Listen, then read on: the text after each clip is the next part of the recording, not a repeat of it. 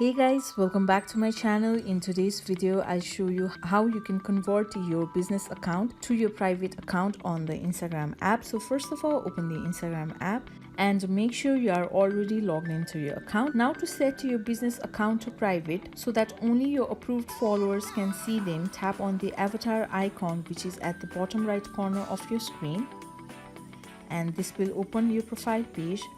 Now here, once your profile opens up, tap on the three horizontal lines which is at upper right corner of the screen. Now here, tap on the settings option and then tap on account.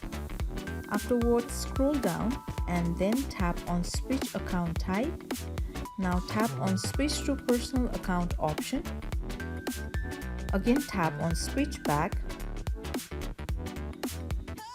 So that's how you can make your Instagram account private, or you can switch back from a business account to a private account on Instagram. So this much for today. I hope this video was helpful for you. If you liked the video, please give the thumbs up and don't forget to subscribe, and I will see you soon.